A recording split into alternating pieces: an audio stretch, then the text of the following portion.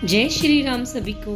हिंदू धर्म में भगवान जगन्नाथ की यात्रा का बड़ा ही महत्व है, जो कि उड़ीसा के पुरी में स्थित जगन्नाथ मंदिर से बड़े धूमधाम और भव्यता के साथ निकलती है। यह यात्रा हर साल आषाढ़ माह में शुक्ल पक्ष की द्वितीय तिथि को निकलती है। पहले के समय में यह यात्रा सिर्फ उड़ीसा में निकलती थी, परंतु अब समय के साथ साथ ये और जगह भी निकलने लगी है। यह यात्रा का पर्व 10 दिनों का होता है और इसमें कई प्रयोजन आते हैं जो इसको बहुत ही रोचक और अनूठा बनाते हैं। जगन्नाथ मंदिर में भगवान श्री हरि विष्णु के 8वें अवतार भगवान श्री कृष्ण और उनके साथ उनके बड़े भाई बालभद्र और बहन सुभद्रा की पूजा की जाती है। इस वर्ष जगन्नाथ रथ यात्रा 7 जुलाई से शुरू होगी और 16 जुलाई तक जारी रहेगी। 10 दिन की इस अवधि में भगवान गर्भगृह से निकलकर घूमते हैं और अपनी मौसी के घर भी जाते हैं। इस रथ यात्रा में शामिल होने के लिए दुनिया के कोने कोने से लोग आते हैं। ढोल, नगाड़ों, तुरही और शंख ध्वनि के बीच भक्तगण इन रथों को खींचते हैं। माना जाता है जिसको इन रथ को खींचने का अवसर प्राप्त होता है वह महाभाग्यवान होता है। जो भक्त भगवान जगन्नाथ की रथ यात्रा में शामिल होता है उसके जीवन के सभी दुख दर्द समाप्त हो जाते हैं और उसे उसके भूले हुए अपराधों के लिए भी क्षमा मिल जाती है। जगन्नाथ के दर्शन के बाद भक्तों को सुख शांति और जीवन के बाद मोक्ष की प्राप्ति होती है। मान्यता है कि एक बार बहन सुभद्रा ने अपने दोनों भाइयों से नगर घूमने की इच्छा व्यक्त की, तभी से इस रथ यात्रा का आयोजन हो रहा है। तो आइए जानते हैं इस रथ यात्रा के बारे में कुछ खास और रोचक बातें। जगन्नाथपुरी की रथ यात्रा के लिए भगवान के रथ उनके मंदिर से लेकर उनकी मौसी के घर यानी कि गुंडीचा मंदिर तक ले जाए और वापस लाए जाते हैं। ढोल नगाड़ों की ध्वनि के साथ इन रथों को मोटी रस्सियों के द्वारा खींचा जाता है।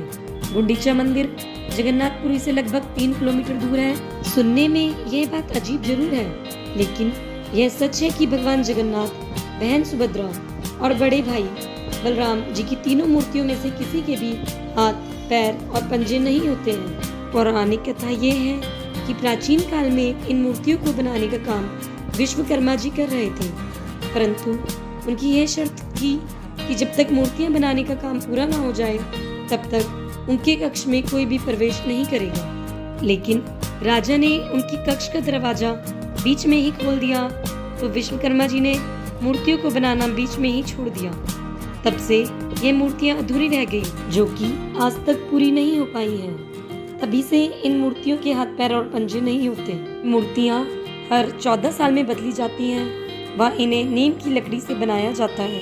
तीनों देवी देवताओं के नगर भ्रमण के लिए अलग अलग रथों का निर्माण किया जाता है। इन रथों को बनाने की शुरुआत अक्षय तृतीया से होती है। रथ के निर्माण के लिए दारू नामक नीम की लकड़ियों का इस्तेमाल होता है, जो कि बेहद पवित्र और हल्की होती हैं। रथ यात्रा में सबसे आगे बलराम जी का रथ, उसके बाद बीच में बहन सुभद्रा का रथ व सबसे पीछे भगवान श्री कृष्ण जगन्नाथ जी का रथ होता है। इन तीनों रथों को उनके रंग एवं ऊंचाई से पहचाना जाता है। श्री कृष्ण जी के रथ का रंग लाल और पीला होता है, तो वहीं सुभद्रा जी के रथ का रंग लाल और काला होता है और बलराम जी के रथ का रंग हरा और लाल होता है। रथ को बनाने में किसी भी प्रकार की कील या कांटे का प्रयोग नहीं किया जाता। यात्रा का यह उत्सव आषाढ़ माह के शुक्ल पक्ष के दूसरे दिन शुरू होता है। रथ यात्रा शुरू होने के दिन बारिश जरूर होती है। जब से जगन्नाथ रथ यात्रा की शुरुआत हुई है तब से राजाओं के वंशज ही पारंपरिक रूप से रथ यात्रा के सामने झाड़ू लगाते हैं। इस झाड़ू की खास बात यह है कि यह कोई सामान्य झाड़ू नहीं होती, बल्कि सोने के हत्थे वाली झाड़ू होती है, जिसे सोने की झाड़ू के नाम से जाना जाता है।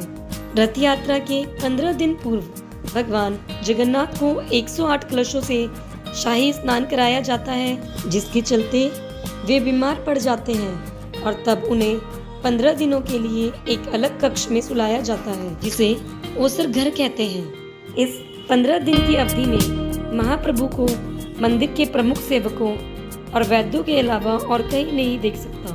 15 दिन बाद भगवान स्वस्थ होकर कक्ष से बाहर निकलते हैं और भक्तों को दर्शन देते हैं। इसे नव यौवन नेत्र उत्सव भी कहते हैं। इसके बाद द्वितीया के दिन महाप्रभु श्री कृष्ण और बड़े भाई बलराम जी तथा बहन सुभद्रा अपने रथों पर विराजमान होकर नगर भ्रमण को निकलते हैं। जगन्नाथ मंदिर से रथ यात्रा शुरू होकर पुरी नगर से गुजरते हुए गुंडीचा मंदिर पहुंचती है। यहाँ भगवान जगन्नाथ, बलभद्र और देवी सुभद्रा 7 दिनों के लिए विश्राम करते हैं। गुंडीचा मंदिर में भगवान जगन्नाथ के दर्शन को आड़प दर्शन कहा जाता है। 10वें दिन यह यात्रा वापस जगन्नाथपुरी के मंदिर आ जाती है।